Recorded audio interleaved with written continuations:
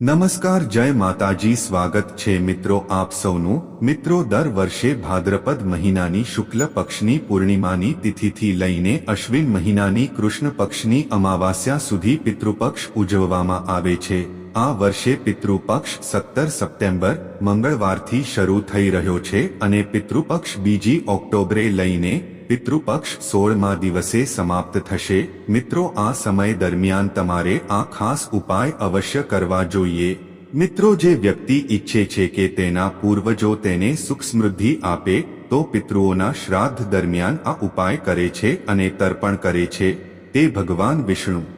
પાસેથી વરદાન મેળવીને સંસારના તમામ સુખની પ્રાપ્તિ કરે છે. મિત્રો, પિતૃપક્ષ દરમિયાન મનુષ્યના તમામ પૂર્વજો તેમને આશીર્વાદ આપવા માટે પૃથ્વી પર આવે છે અને તેઓ તેમના પ્રિયજનો પાસેથી આદર સત્કાર મેળવીને ખૂબ જ પ્રસન્ન થાય છે અને તેમના દ્વારા તૈયાર કરાયેલા ભોજનથી તૃપ્ત થયા પછી બધા પૂર્વજો તેમના આશીર્વાદ આપ્યા બાદ પિતૃલોકમાં પાછા ફરે છે. પરંતુ જો કોઈ વ્યક્તિ પિતૃપક્ષ દરમિયાન તેના પૂર્વજોનું સન્માન ન કરે, તેમનો આદર સત્કાર ન કરે અને તેમને ભોજન ન આપે તો પિતૃઓ ક્રોધિત થઈને પાછા ફરે છે અને આ કારણે વ્યક્તિ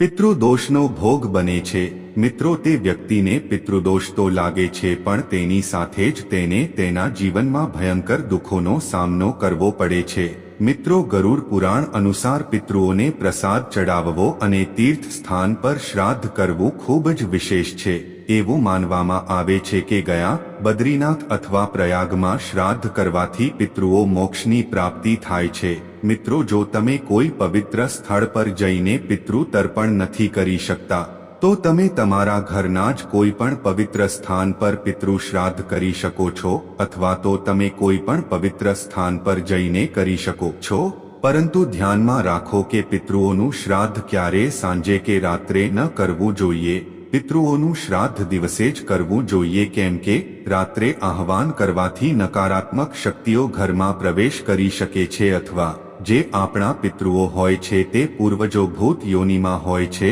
અને તેઓ ઘરમાં પ્રવેશ કરી શકે છે, જેના કારણે ઘરમાં અકસ્માતો અને દુર્ઘટનાઓ થવા લાગે છે. મિત્રો, જો તમે આ ચેનલ પર નવા છો તો ચેનલને સબસ્ક્રાઇબ કરો, કોમેન્ટમાં જય શ્રી કૃષ્ણ અવશ્ય લખો અને વિડીયોને લાઇક પણ જરૂર કરો. મિત્રો, ગરુડ પુરાણ અનુસાર કોઈ પણ મનુષ્યએ તેમના પિતૃઓને પ્રસન્ન કરવા માટે કયા મહત્વપૂર્ણ ઉપાયો કરવા જોઈએ તો પહેલા નંબરનો ઉપાય એ છે કે પિતૃ પક્ષના દિવસે લોકો મૃત આત્માઓનું આવાહન કરે છે, જેના કારણે પૂર્વજોની સાથે અન્ય ભૂત આત્માઓ અથવા તો મૃત આત્માઓ પણ ઘરમાં પ્રવેશવાનો પ્રયાસ કરે છે અને આ પ્રેત આત્માઓ ઘરમાં ભયંકર સંકટનું વાતાવરણ ઊભું કરી શકે છે. તેથી પિતૃપક્ષ દરમિયાન તમારા ઘરના મુખ્ય દરવાજાની સામે પાણીનો છંટકાવ કરો. આનાથી પિતૃઓ ખૂબ જ સંતુષ્ટ થાય છે અને નકારાત્મક શક્તિઓ ઘરમાં પ્રવેશ કરી શકશે નહીં. બીજો ઉપાય એ છે કે પિતૃપક્ષ દરમિયાન પિતૃઓની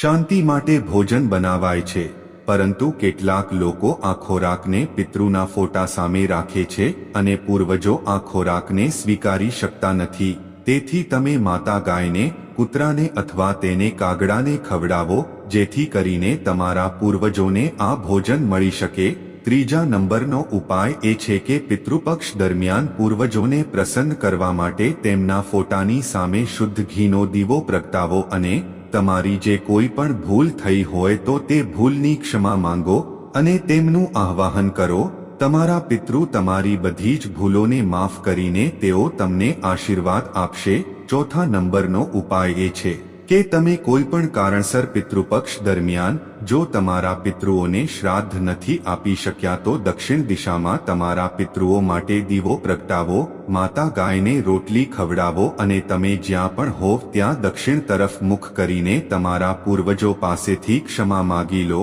પાંચમો ઉપાયમાં ભગવાન શ્રી કૃષ્ણ કહે છે કે જે વ્યક્તિ પોતાના મૃત સ્વજનો માટે તલનું દાન કરે છે તે તેના તમામ પાપોમાંથી મુક્ત થઈને વૈકુંઠમાં જાય છે.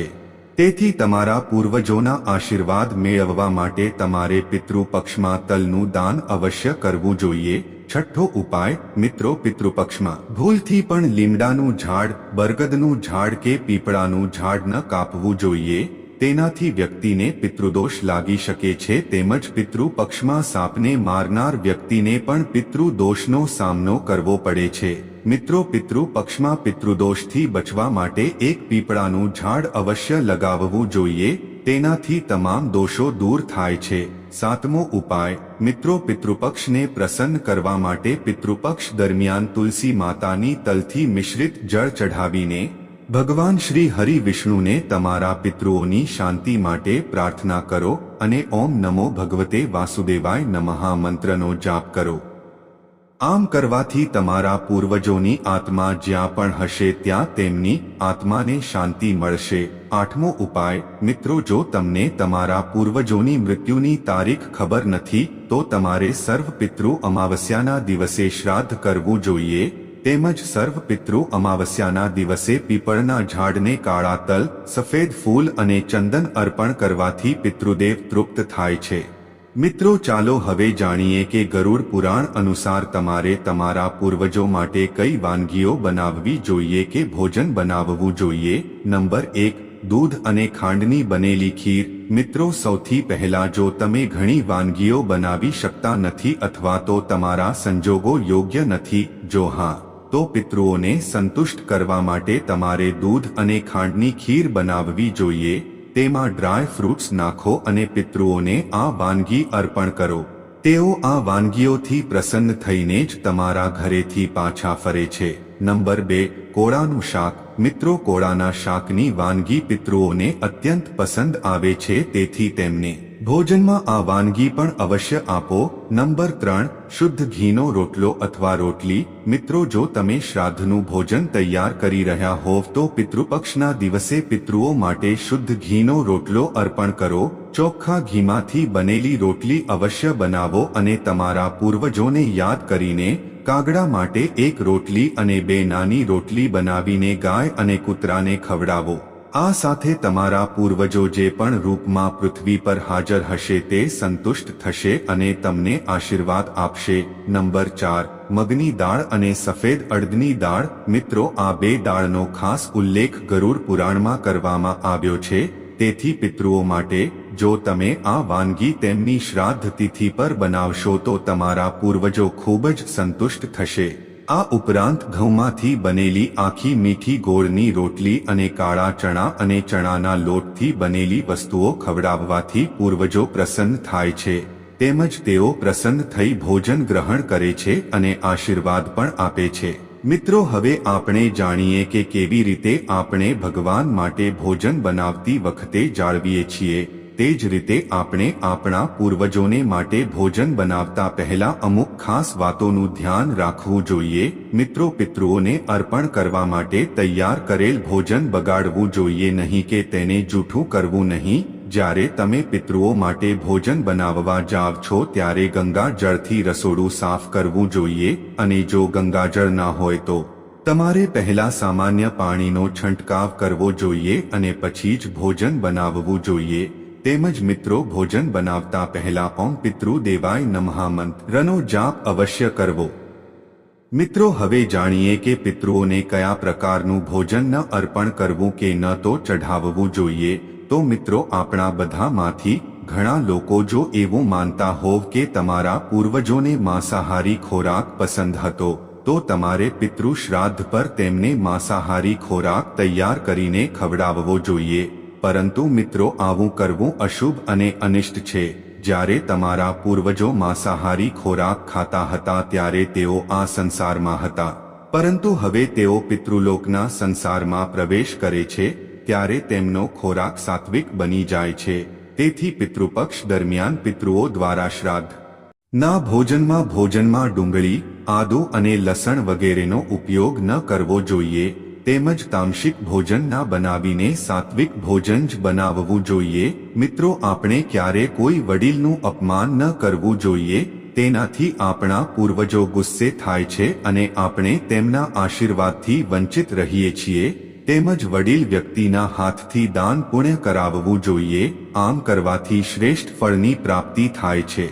મિત્રો હવે જાણીએ કે શાસ્ત્રો અનુસાર કયા કાર્યો ન કરવા જોઈએ તો મિત્રો સૌપ્રથમ પિતૃપક્ષમાં પિતૃદેવ ઘરમાં કોઈ પણ સ્વરૂપે આવી શકે છે તેથી ઘરના દરવાજા પર આવનાર કોઈ પણ પ્રાણી કે વ્યક્તિનું અપમાન ન કરવું જોઈએ. ખાસ કરીને જો કોઈ ગાય માતા અથવા કૂતરો ઘરના દરવાજે આવે છે તો તેને ક્યારેય ધૂતકારવા જોઈએ નહીં, પરંતુ તેમને માન આપવું જોઈએ અને તેમને રોટલી ખવડાવવી જોઈએ. બીજી વાત એ છે કે પિતૃપક્ષ દરમિયાન ચણા, કઠોળ, સરસવ, માંસ, લસણ, ડુંગળી વગેરેનું સેવન પિતૃપક્ષ દરમિયાન ન કરવું જોઈએ, નહીં તો તમારા પિતૃ તમારા પર ક્રોધિત થઈ શકે છે. એટલે જ પિતૃપક્ષ દરમિયાન તમે સાત્વિક ભોજન જ ખાઓ અને તમારા પૂર્વજોને પણ સાત્વિક ભોજન કરાવો. મિત્રો, ત્રીજી વાત એ છે કે ગરુડ પુરાણ અનુસાર કોઈ પણ તીર્થ સ્થાન પર પિતૃઓને શ્રાદ્ધ કરવાનું વિશેષ મહત્વ છે.